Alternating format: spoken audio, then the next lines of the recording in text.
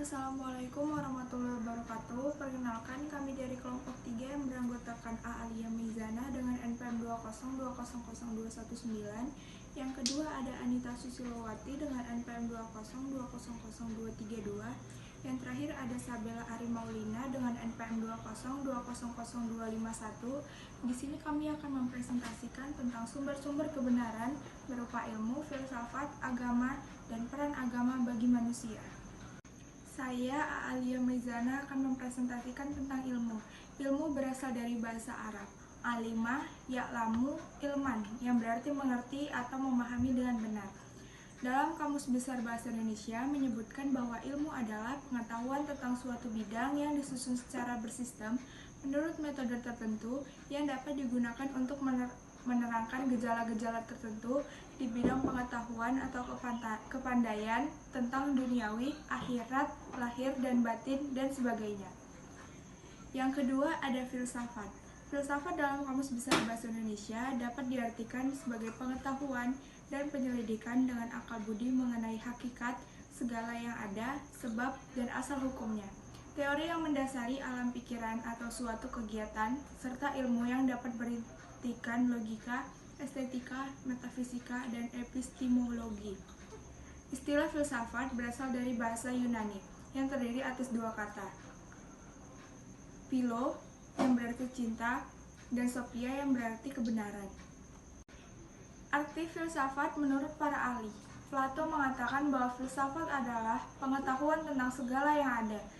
Al-Farabi mengatakan bahwa filsafat adalah pengetahuan tentang alam yang bertujuan menyelidiki hakikat yang sebenarnya. Immanuel Kant sebagai salah satu seorang filosof modern berpendapat bahwa filsafat adalah pengetahuan mengenai pokok pangkal dari segala pengetahuan dan perbuatan. Assalamualaikum warahmatullahi wabarakatuh.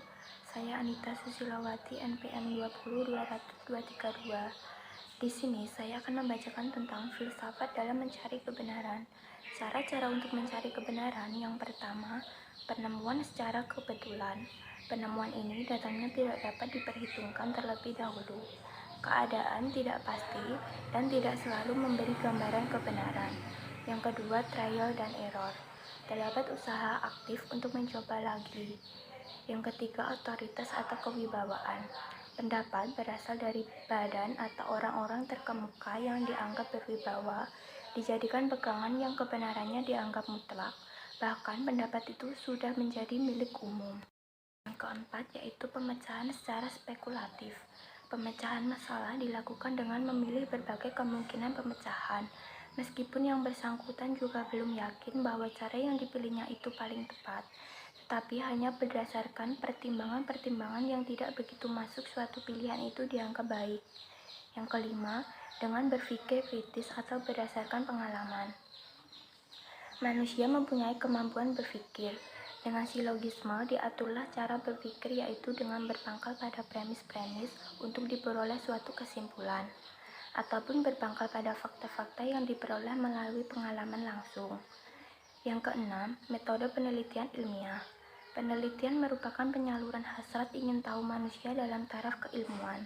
Seseorang akan yakin bahwa ada sebab bagi setiap akibat dari gejala yang tepat dapat dicari penjelasannya secara ilmiah.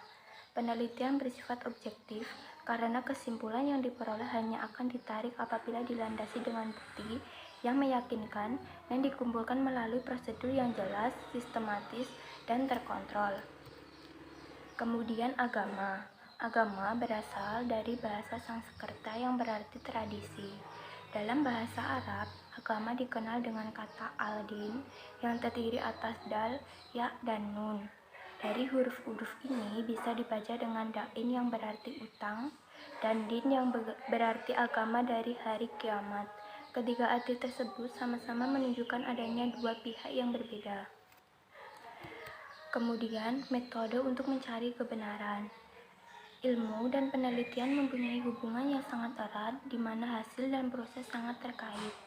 Penelitian merupakan proses, sedangkan hasilnya adalah ilmu ataupun filsafat.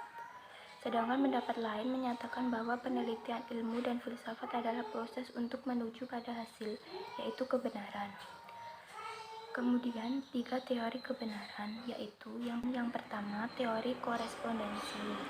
Kebenaran merupakan kesesuaian antara data atau statement dengan fakta atau realitas. Yang kedua teori koherensi. Teori ini menyatakan bahwa kebenaran ditegakkan atas hubungan keputusan baru dengan keputusan yang telah diketahui dan diakui kebenarannya terlebih dahulu. Yang ketiga, teori pragmatis. Dalam teori ini, sebuah proposisi dinyatakan sebagai suatu kebenaran apabila berlaku, berfaedah, dan memuaskan. Kebenaran dibuktikan dengan kegunaannya, hasilnya, dan akibat-akibatnya. Assalamualaikum warahmatullahi wabarakatuh. Saya Sabila Arimaulina, NPM 2020251. Peran agama bagi manusia. Agama memiliki nilai-nilai bagi kehidupan manusia sebagai orang per orang atau dalam hubungannya dengan bermasyarakat. Selain itu, agama juga memberi dampak bagi kehidupan sehari-hari. Dengan demikian, secara psikologis, agama dapat berfungsi sebagai motif intrinsik atau dalam diri yang berguna, di antaranya untuk terapi mental dan motif ekstrinsik atau luar diri dalam rangka menangkis bahaya negatif arus era global. Ada beberapa fungsi agama dalam kehidupan individu, yaitu yang pertama, agama sebagai sumber nilai dalam menjaga kesusilaan. Yang kedua, yaitu agama sebagai sarana untuk mengatasi frustasi. Dan yang ketiga, agama sebagai sarana untuk memuaskan keingintahuan. Mari kita bahas satu persatu. Apa yang dimaksud dengan sumber nilai dalam menjaga kesusilaan? Di dalam ajaran agama terdapat nilai-nilai bagi kehidupan manusia. Nilai-nilai inilah yang dijadikan sebagai acuan dan sekaligus sebagai petunjuk bagi manusia. Sebagai petunjuk, agama menjadi kerangka acuan dalam berpikir, bersikap, dan berperilaku agar sejalan dengan keyakinan yang dianutnya. Agama sebagai sarana untuk mengatasi frustasi. Menurut pengamatan psikolog, bahwa keadaan frustasi itu dapat menimbulkan tingkah laku keagamaan. Orang yang mengalami frustasi tidak jarang bertingkah laku religius untuk mengatasi frustasinya. Agama sebagai sarana untuk memuaskan keingintahuan. Agama mampu memberikan jawaban atas kesukaran intelektual kognitif sejauh kesukaran itu diresapi oleh keinginan eksistensial dan psikologis, yaitu oleh keinginan dan kebutuhan manusia akan orientasi dalam kehidupan agar dapat menempatkan diri secara berarti dan bermakna di tengah-tengah alam semesta ini. Kemudian ada peran agama dalam kehidupan masyarakat. Agama dalam kehidupan masyarakat memiliki fungsi di antaranya, yang pertama, berfungsi edukatif. Yang kedua, berfungsi penyelamat. Yang ketiga, berfungsi sebagai pendamaian. Yang keempat, berfungsi sebagai social control. Yang kelima, berfungsi sebagai pemupuk solidaritas. Dan yang keenam, berfungsi transformatif. Dan yang terakhir, berfungsi kreatif. Berfungsi edukatif. Ajaran agama secara hukum berfungsi menyuruh dan melarang. Kedua unsur suruh dan larangan ini mempunyai latar belakang mengarahkan bimbingan agar pribadi penganutnya menjadi baik dan terbiasa dengan yang baik menurut ajaran agama masing-masing. Berfungsi penyelamat. Keselamatan yang diberikan oleh agama kepada penganutnya adalah keselamatan yang meliputi dua alam, yaitu dunia dan akhirat. Berfungsi sebagai pendamaian. Melalui agama, seseorang yang bersalah atau berdosa dapat mencapai kedamaian batin melalui tuntunan agama. Rasa berdosa dan rasa bersalah akan segera menjadi hilang dari batinnya apabila seseorang pelanggar telah menebus dosanya melalui tobat, pensucian, ataupun penebusan dosa.